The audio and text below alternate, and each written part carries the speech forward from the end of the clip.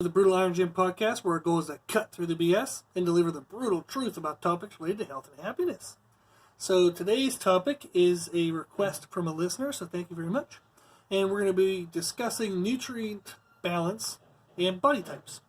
So we're going to be talking about body types in terms of like, are you lean, in the middle, or are you overweight? And macronutrient balance, meaning should you have more carbs, more fats, or how should you break up your food? So, to the listener who sent this question in, thank you very much. So we love getting requests from the listeners. So if you have anything you would ever like to hear in a podcast, or any kind of questions you have, or anything that's holding you back in your health and happiness journey, please reach out to us at brutalirongym@gmail.com and send us your question, okay, or your concern, or whatever you want. So the podcast is for you guys. So I want to know what you want to learn about so that we can make sure this podcast actually is useful for you, okay? So thank you to the listener who sent this one in. And so the first question, we'll just kind of go through it and kind of talk our way through the process. So the first question is, do macronutrients change percentages based on body type? And there are body type based diets where in general they'll say if you're leaner, you can have or you should have more carbs. If you're overweight, you should focus more on fats and less on carbohydrates. And we're going to talk about, in a sense, like, is that true? So is that how, what should we do? Like, so our body types that we're going to discuss, there's generally about three, there's fancy languages and all this stuff behind this, but let's keep it simple. So there's generally three body types. First one is ectomorph, E-C-T-O, morph, so ectomorph. And that's people who are thin, they have a lean build, and they kind of have a hard time gaining mass, both muscle and fat. So these are kind of the people that are kind of just naturally very thin, very lean. And they're going to talk about all the time like, well, I can never gain muscle. Or like, oh, I have such a hard time, gaining weight. And that's going to be ectomorphs. Then we have mesomorph, M-E-S-O, mesomorph. And these are the people we all hate. Because they're lean, they have a muscular build. They kind of just always stay at a kind of a good body fat percentage, even when they're not really paying attention to their diet. And they can gain and lose mass relatively well. So when they want to build muscle, they can build muscle. When they want to lose fat, they can lose fat. So they'll still complain, but relatively their processes are easier than the rest of us. Then we have endomorphs, E-N-D-O, endomorphs. And these are people who are naturally higher body fat percentage. And they usually have pretty good muscle mass to them as well. So they're going to be overweight, but they're going to have muscle underneath that. And they're going to gain mass easily, but they're going to have a really hard time losing mass. So they're going to have a hard time losing fat. And also what kind of endomorphs struggle with is when they try to lose fat, they tend to lose a lot of muscle in the process too. So they have to be very careful to make sure that they don't just go from kind of like, a lot of fat and a lot of muscle to just little fat and little muscle. So like I jokingly have told people before is they don't want to go from a big pear to a small pear. They want to change their shape. So they want to change their body composition. So their goal would be to lose body fat while maintaining muscle mass. And endomorphs have a hard time with that sometimes. So those are our body types. And you don't have to be just one or the other. They're blending. Some people can be ectomesomorphs. Some people can be, endomesomorphs, kind of blended in between.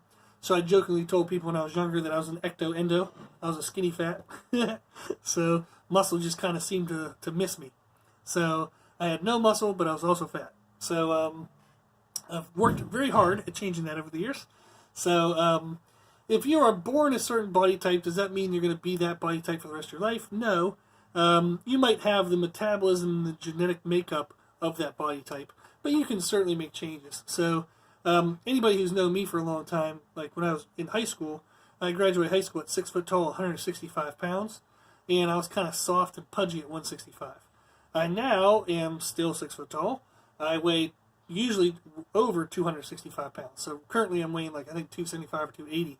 So I've gained 100 pounds of body weight, but I'm actually at a lower body fat percentage than I was at 165. So I actually have less comparative body fat to me to muscle mass, even at 100 pounds heavier. So I still had like kind of the natural body type and the natural behaviors that my body does. That has been true the whole time. But I've been able to gain 100 pounds to my body, so you can definitely at least fake it and make it look like you're in a different body type. So you're not stuck forever if you're in one of the categories. So for me, I knew when I was younger is if I didn't really pay attention to keeping my caloric intake high, I would lose muscle really quickly. So, and that's been true this entire pathway, whether I was 165 or 265, that's always been true of my body type. Is the second I kind of get lazy on my food, I'll start losing muscle mass. Now, that would be awesome if I lost weight in regards to body fat, but I actually tend to lose muscle mass faster than I lose body fat. So that's been something that's just been true of me, but it doesn't mean that it's held me back. I've obviously gained 100 pounds of mass to myself, so it didn't hold me back that bad. So if you're fit in one of these categories, you're not stuck for life. You just have you now know your obstacle to overcome.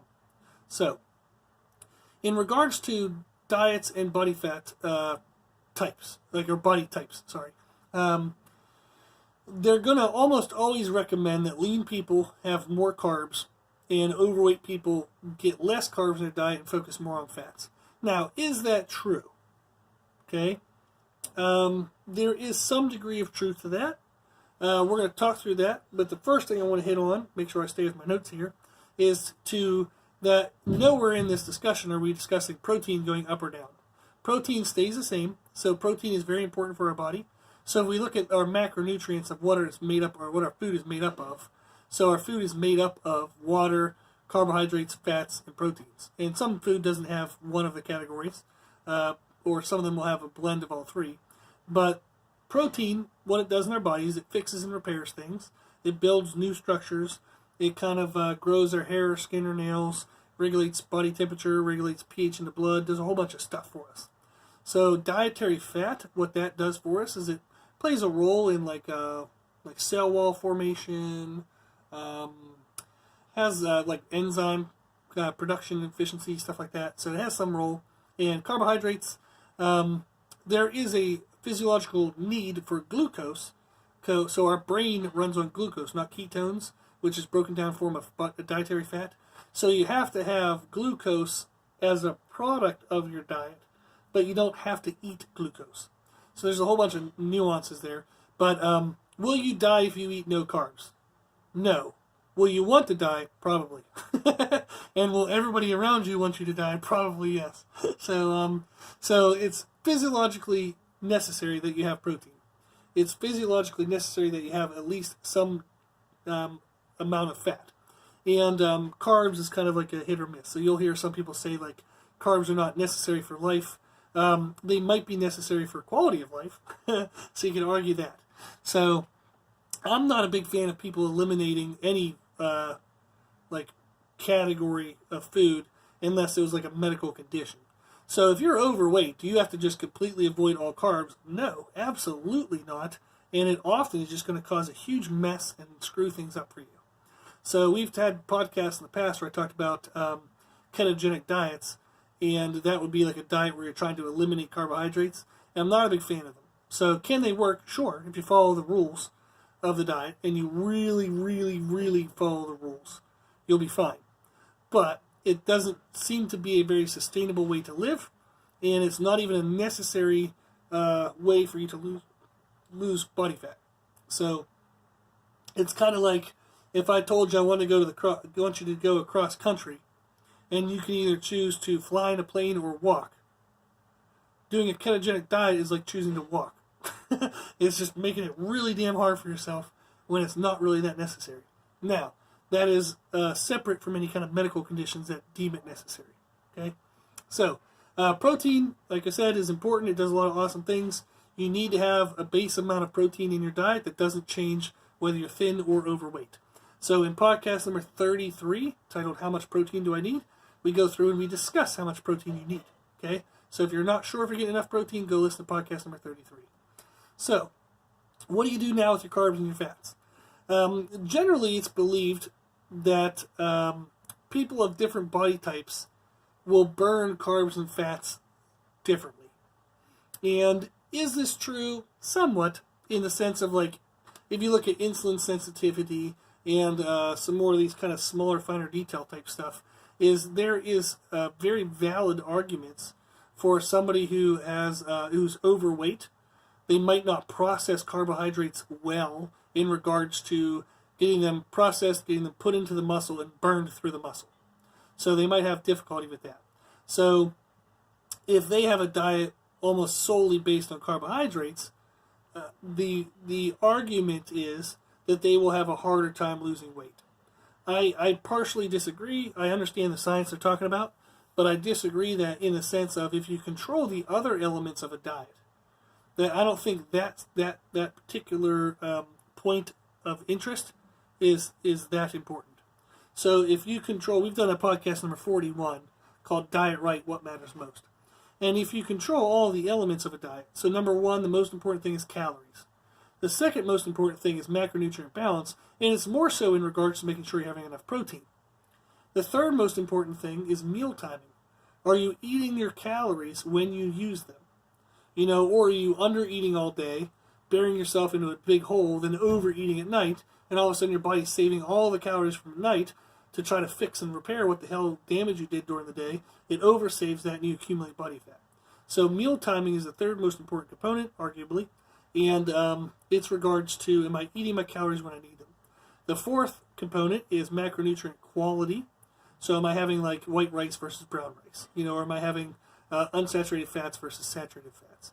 And then the fifth is kind of a catch-all of like supplements, and all this other stuff. So if you control caloric intake, if you control meal timing, and you control having good high-quality foods, so the macronutrient quality, and you make sure that you have enough protein in your diet, you'll do fine. Whether you have, like whether your carbs are split 60-40, 70-30, among carbs and fats. So what I tend to do with people with diets is I'll say, if they do a macronutrient-based diet, I'll say, here's the total calories I want you to be at. Here's your protein count. So if you're supposed to be at, let's just make this math easy. So let's say I want you to have 2,000 calories a day, and I want 500 of those calories coming from protein. That means you have 1,500 calories left that you can split up however you want. I don't care if you have all fat, I don't care if you have all carbs, I don't care if you split it 50-50, 60-40, 70-30, 80-20, whatever, I don't really give a shit. So you can mix it up however you want. And I've found that for everyone I've worked with, that when we found the percentage of carbohydrates and fats that fit their digestion well, and how well they felt energized by their split, that was a determining factor. It had nothing to do with whether they were already lean or already overweight. So I've had very lean people who ran very well off of a high percentage of carbohydrates, and I've had very lean people who ran very well off a high percentage of fats.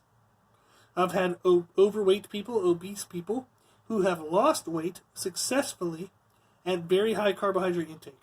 I've had overweight and obese people who've lost weight very successfully at very high fat percentage intake.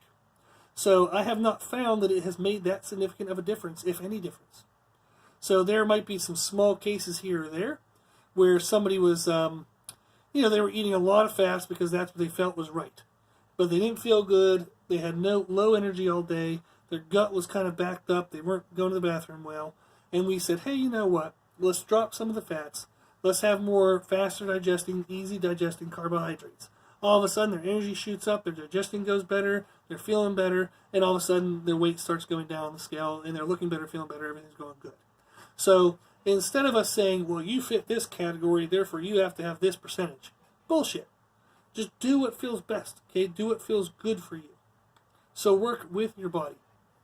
So if your body, here's an example. Like I had a guy get ready for, I did an aesthetic-based competition with a friend/client once, and we've done 3 shows together actually. And the first diet, he did a carb-based diet, got super lean, looked really good, did well. And then the second diet, he was learning how to be a trainer, so he's like, well, maybe we'll do a fat-based one so I can learn how this works, and I can learn more about it. And I said, sure, let's give it a try. Well, 2 weeks into it, he felt horrible, had no energy, was feeling miserable. So he said, hey, you know what, maybe this one isn't matching your body type. So let's keep the calories the same, let's keep the protein the same, let's keep the meal timing the same, but let's swap out some fats for carbs. Boom, all of a sudden he felt better, the weight on the scale started going down, we showed up at the second show even leaner than we did the first one. So that was an example of somebody who, when he started the diets, he was already relatively lean. So he would have been probably somewhere around like 20-ish to 24% body fat, so which is already pretty lean. But when you get on stage for those aesthetic shows, you're down like under sub 10. You're under 10% body fat, probably more along like 8% body fat.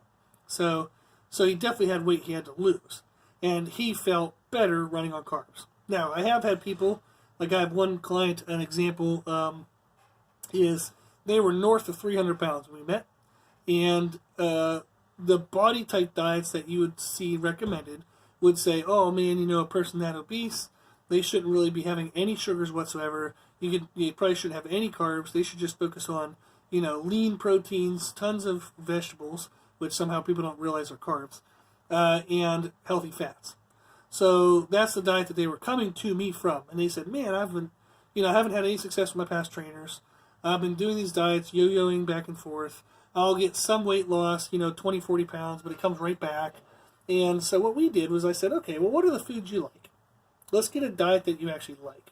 Foods you'll actually enjoy eating, for the most part. Like, you can't have pizza and Oreos and crap. But if you like carbs, let's make a list of some carbs you like. If you don't like some of these fats, let's cut some of these out, these fat sources. So I said, let's control your calories.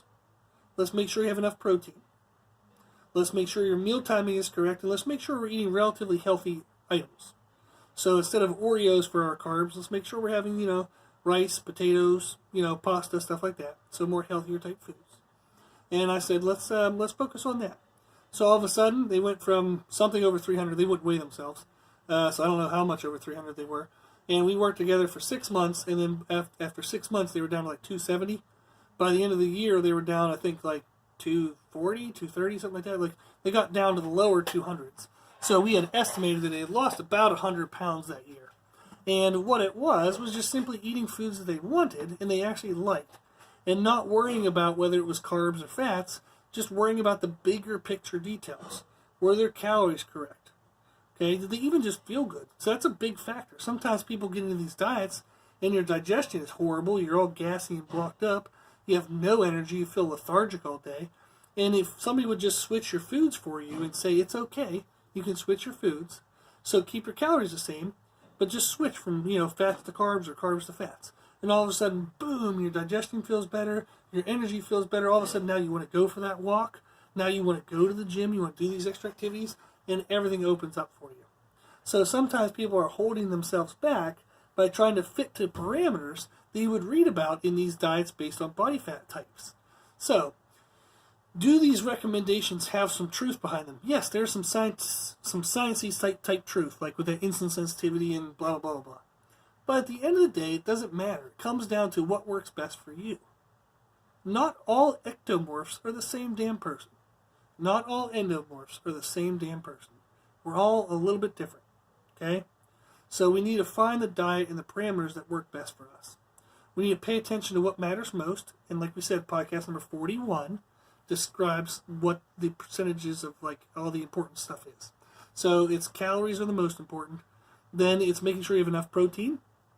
Then you want to make sure your meal timing is correct, and then your macronutrient quality. If you pay attention to those things, whether you have, 60-40 or 70-30 carbs versus fats, doesn't mean really much.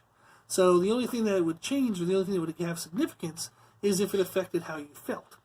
So if you were doing, say, 70% fats and 30% carbs, and you just felt tired and lethargic all day, play around with that, change it up a little bit. So you're going to keep your other elements the same. You're going to keep calories the same, keep your protein the same, keep your meal timing the same, keep your kind of food quality the same. So don't change that stuff. Just go ahead and change around the percentages of fats versus carbs and see if that helps. Okay, see if it makes you feel better. So that's kind of what we're looking for here, is body type diets. What they can be used for is as a good guessing place of where to start. So if you are an ectomorph, try the parameters that they're recommending and see if it works for you. Okay, it gives you a place to start. If you're an endomorph, try the parameters that they're recommending. See if that's a good place for you. Okay, so that will give you a good place to start. But then you still have to be open to changing that based on how you feel and what works best for you. Okay, so that's kind of the answer. So Body type based diets, is it a real thing? Sure, there's some sciencey stuff to it, but at the end of the day, you still have to go with what matters most and what works best for you. So there are good places to kind of start if you're unsure, but make sure you stay open to changing things. So don't force yourself into a box that you do not fit into. Okay? Now, bonus question that they asked was, should the percentages be more based on how you train? So instead of should I have more carbs and more fats based on my body type, my question can then be, should I have more carbs and more fats based on the style of training I do?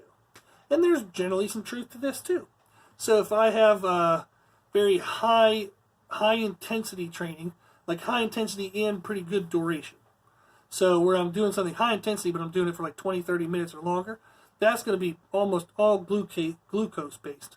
So you want to focus on having enough easily digestible foods in your diet that can be quickly converted to glucose, and that would be carbohydrates. Now, if you do more moderately paced and even longer sustained, so say you're doing something that's kind of moderate intensity, but you're doing it for like an hour plus, well then you probably are okay with having more fats as fuel, or you can get away with the carbs. You might just want to not have as many. So the caloric difference between the styles of training would actually be a bigger factor to consider rather than macronutrient percentages. So I would say, okay, in this style of training, I burn 1,000 calories in an hour. I need to make sure I eat enough food, and I eat food that can be digested that quickly. That's almost all carbs. That's going to be very fast digesting carbs. Now, if in a 30-minute activity I only burn 200 calories, well, then it's really not matter. So you can kind of eat whatever you want in that case. So your training, I wouldn't let the style of your training dictate your macronutrient percentage. I would let the style of your training that would dictate how many calories you burn in a certain amount of time. And then you would eat the food that was appropriate for that many calories in that amount of time. So we've talked about in past podcasts where fats digest slower, carbs digest faster. So if I need fast calories, I focus on carbs, regardless of what I'm doing. If I need kind of more sustained energy over time, I don't need a big spike of energy, I just need it to last a little bit longer, then I can focus more on a blend of fats. So how you train would dictate how many calories you burn in what time. And then that dictates what your percentage of nutrients should be, whether you should have more fats or more carbs. Okay? Cool. So, hopefully this answered what that person wanted to hear. I know my goal when I do these podcasts is to give you guys enough sciencey and detailed information to understand why we come to the conclusion of the answer that we come to. And then I'm always going to try to come to the most simplest, truest answer possible. So, can you follow all these nuances of diets where you're, am I at 40% carbs or 50% carbs? You could try that and see if there's a difference, but it's not that significant. What's more significant is paying attention to your calories. So I have seen overwhelmingly clients who take on these diets where they're like, oh, I'm going to do, my blood type diet. So if I'm AB positive, I should have, such and such type grains or no grains at all. I should focus on these vegetables, whether they're, greens, purples, yellows. There's categories of vegetables. But, anyhow, it would kind of tell you what you should have based on your blood type. But they do that diet with all that stuff, but they don't even pay attention to calories. They're under eating their calories the whole damn time, then they wonder why the diet feels like crap, and it doesn't work. Well, it's not necessarily the parameters of the diet. You didn't get the bigger picture things right. Or they're skipping breakfast, eating lunch, skipping their afternoon, then eating a bunch of food at dinner, and then even having a snack before they go to bed.